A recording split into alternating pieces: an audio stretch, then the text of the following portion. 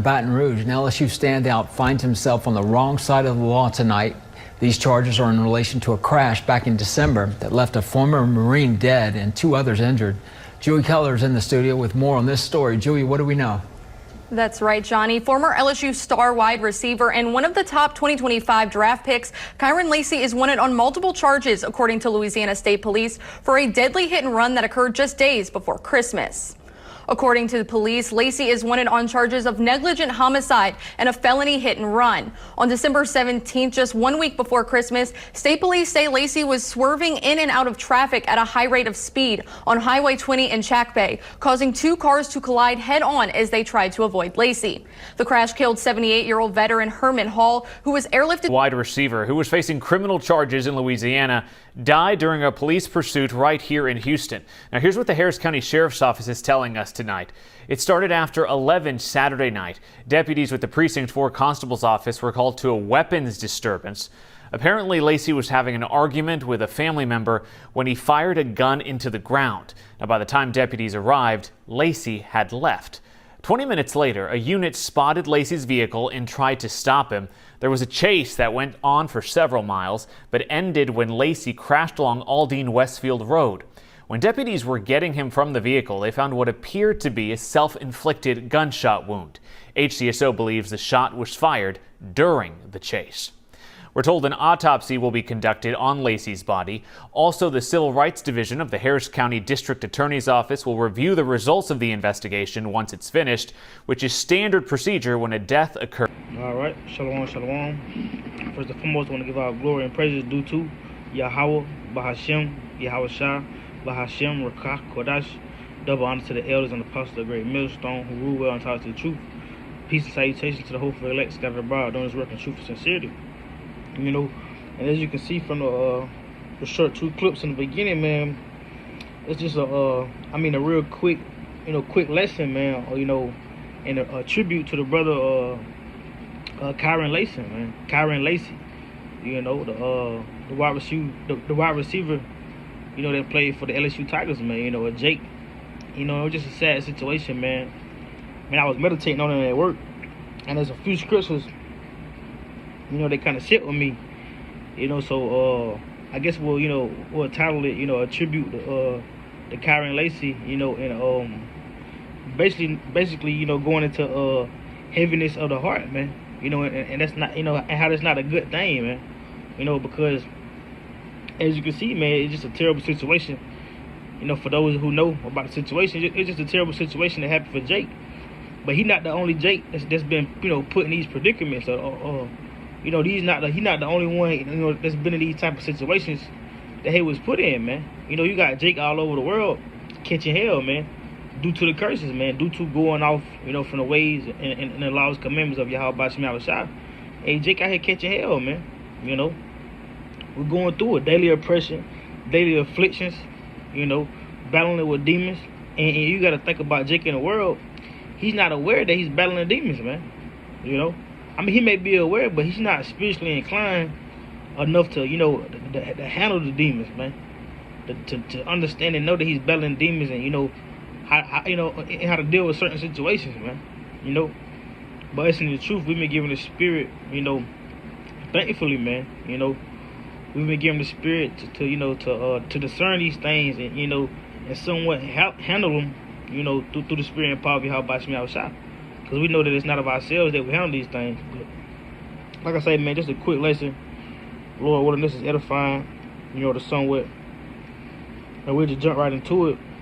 And I usually screen record. I'm actually recording today because of the my phone situation. But this is Ecclesiasticus or Sirach 38 and 18. And we'll pick up here, man. So this is Sirach 38 and verse 18, and it reads, "For of heaviness cometh death, and the heaviness of the heart breaketh strength." So the Lord is telling you, man, for heaviness cometh death, man. It says, "And the heaviness of the heart breaketh strength," man. So Jake out here going through it, man. Jake out here, with a lot of heaviness of the heart, man. Being afflicted in his mind, fighting these daily battles, man, against your thoughts, ultimately with your demons, man. again, catching hell, going through afflictions, man. Afflictions with your infirmities, afflictions with your job, or, relationship status with your household, your mother, your child, whatever the case may be, man. And that brings what? Heaviness of the heart. Like the scripture tell you, it says, for heaviness come of death, man. These things bring forth sorrow, grief, bitter, man. It's real bitter, man. A lot of bitterness, man. It says in the heaviness of the heart, break of strength. Because, you can only take so much in these fleshly mortal bodies, man. Again, especially for Jake out here in the world that's not spiritually inclined or mentally tough enough, to take these things head on, man. They haven't been given that strength from Yahweh Shemel Shah to take these things head on, man. So like I said, I'm reading it again from the top. I'm going to read it down. Sirach 38:18, for of heaviness come of death, and the heaviness of the heart break of strength. It says, an affliction of sorrow remaineth. So again, like I was saying, when you're going through affliction, that sorrow remaineth, man. Like it said, the heaviness of the heart, it breaketh your strength. So you being broke down, man. Why being sorrowful? Why you going through the affliction? It says, in the life of the poor is the curse of the heart. It says, take no heaviness to heart, drive it away, and remember the last end, man. And that's a point in verse 20, like the Lord said, man, take no heaviness to heart, drive it away, man, and remember the last end, Because that's what the Lord was commending us, telling us, man. Hey, don't take no heaviness to heart, man. You got to drive it away and remember the last end, man. Remember the promises of the Lord, Because this thing can get rough, man. It can get hard out here, man, Because again, Jake going through it, man. Even us, man, giving this ministry, giving the truth, we still go through it, man. We still go through our daily afflictions, our daily battles, man. We still under the curses as well, man. It doesn't change for us just because we've been given, the scriptures, the spirit, man. We're still under the curses, man. We're still catching hell. And even more hell, It's kind of really more of a battle now that we know these things, Because Jake in the world, he not trying to fight the flesh every day. He just know he catching hell, man. But we've been given that outside to really see, oh man, this a demon, or we catching hell, or this the flesh, whatever the case may be, But this again, I'm just reading from the top, Sirach 38:18, for of heaviness come of death, and the heaviness of the heart break of strength. In affliction also sorrow remaineth, and the life of the poor is the curse of the heart. Take no heaviness to heart, drive it away, and remember the last end, man. So, the point being on that, and the heaviness bring of death, man. And like I said, the heaviness of the heart break of strength. And that was pretty much the case, pertaining to the Lacy situation, man. The brother, clearly was going through it mentally, man. With everything going on with the situation, and ended up taking his life, which we know was also a spirit sent from the Lord, man, sent down from on high, to ultimately, get on the brother and capture his mind and force him to take his own life, man. But why? Because of the heaviness of the heart. It was he already had a lot on his plate going on, to where like we read in the account, it's the spirits up there begging the Most High to come down here to do the will, man. And let me go down here and be a heaviness of the heart spirit. Let me go down here and be a suicide spirit, man. To bring death upon itself, man. But real quick, while I'm thinking about this on my spirit, I'm gonna try to pull up the definition of heaviness in the Blue Letter Bible. So bear with me if I can. If not, we'll just move on. 1 second. Trying to be quick.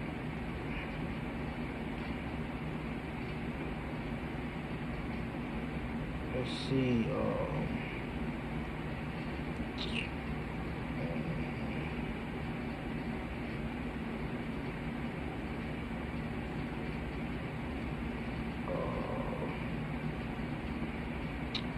That's a lot. Let's see.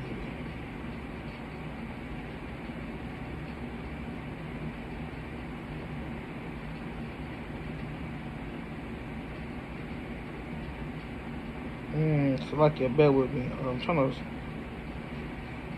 find a word by itself.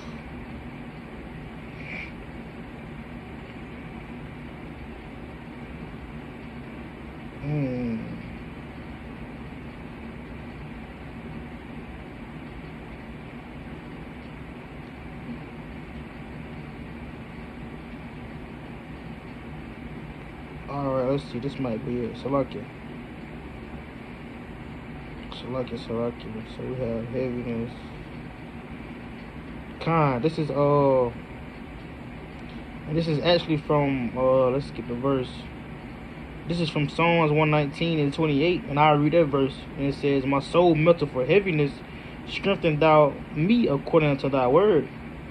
You have for heaviness in the blue letter, it says Strong's H84:24, and I'll play a word real fast. Strong's H84:24. To God. To God. To God.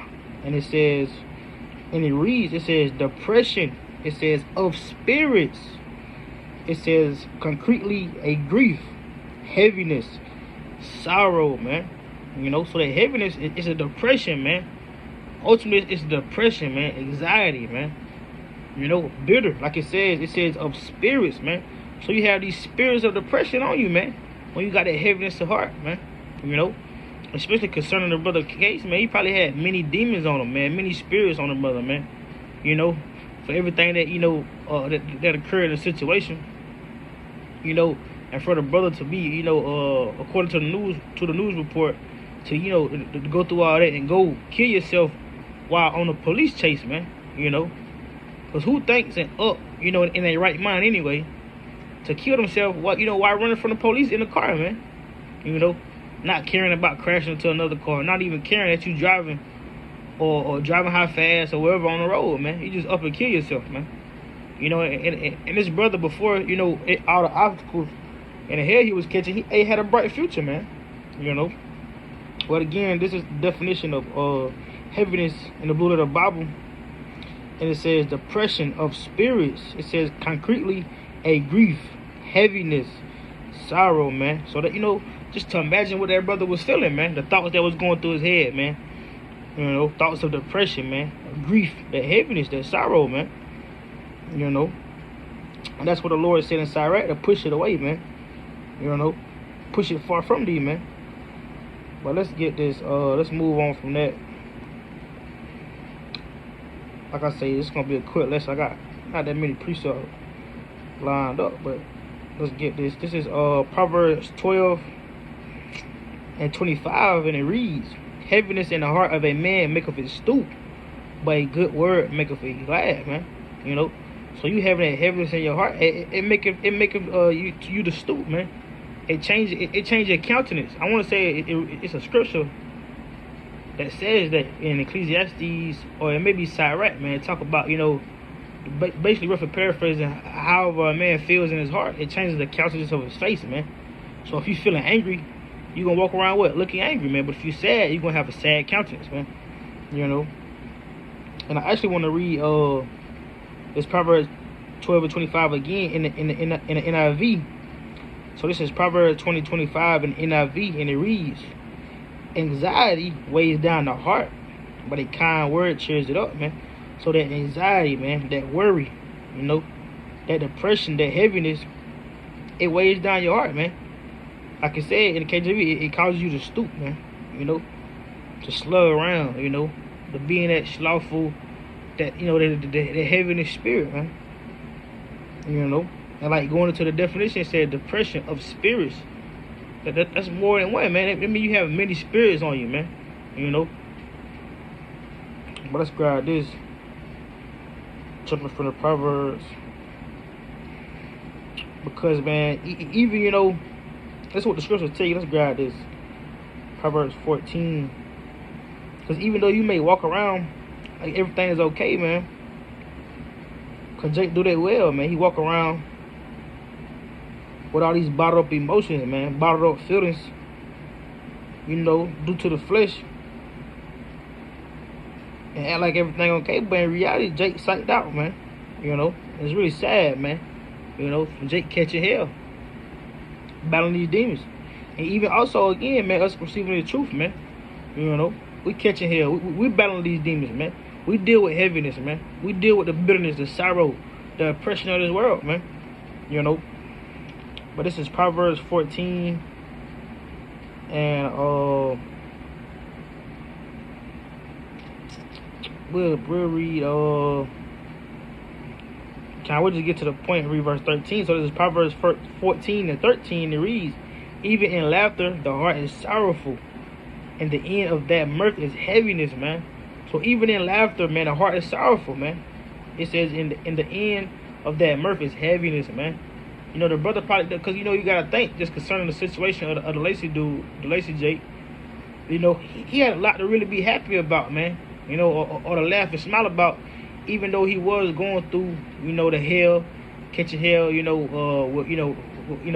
what causing that Edomite to die in that wreck, even though he wasn't, you know, himself involved in the wreck, but, you know, his driving caused them to wreck, you know, in that Edomite pass. And then I guess the other situation occurred with him shooting a gun at the ground with his family member, or whatever the case was. This brother still had, you know, the NFL draft ahead of him, man. You know, to make that have an opportunity to make millions and feed his family, man, to do something big for himself, man. You know. But what? The infirmities, him catching hell, caused him to have what? A heavy heart, man. That sorrow, that depression, that grief, which caused him to take his life, man. You know. So this is Proverbs 14 and 13. It says, even in laughter, the heart is sorrowful, and the end of that mirth is heaviness, man. You know. So again, you know, you gotta leave out from that heaviness, man. You know, gotta leave out from that heaviness, man. You know, you can't really let nothing hold you back, man. No oppression. You know, no afflictions. You can't let nothing come between you, man. You know. But let's go. I wanted to touch on this. Let's read this real fast. You know, a few scriptures when it close out. But this is Matthew 26 and 41. If I can grab it. So this is Matthew 26 and verse 41, and it reads, watch and pray that you enter not into temptation. The spirit indeed is willing, but the flesh is weak, man. So the spirit is willing, man, but the flesh is weak, man. So we can't fall victim to the flesh, man. We can't give it to the flesh. We can't give it to our mind, our heart, man. Because what? The heart is deceitful, man. You know? Especially when you're dealing with, again, that heaviness demon, man. When you're dealing with spirits, man. Or being sad, being depressed, man. Which will cause you to err. Cause you to go off and do things, you know, that's not good for you, man. You know? But this is Jeremiah 17 and 9. The heart is deceitful above all things and desperately wicked. Who can know it, man? So again, your mind is desperately wicked. And it can tell you many, many things, man. You know?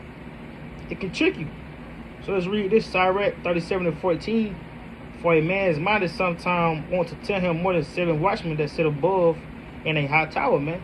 So sometimes your mind want to tell you so many damn things, man. Especially when you're going through, you catching hell, and, you know, going through all kind of afflictions and sorrows, just like that brother, man. You know? You never know what your mind will tell you, man. Because what? Those will be them demons, man. Those spirits, man. You know? So we got to keep that heaviness away from us, man. You know? But that pretty much wrap up the lesson, man. And I'm going to close it out right there. And the Lord willing, this is edifying, man. R.I.P. the brother, you know, Kyren Lacy, man. But with that, I'm going to close out giving all honor and praise to Yahweh, Bahashem, Yahweh Shah, Bahashem, Rakakwadash. Double honor to the elders and the apostles of the great millstone, rule well and touch the truth. Until next time, to the elect, I say shalom.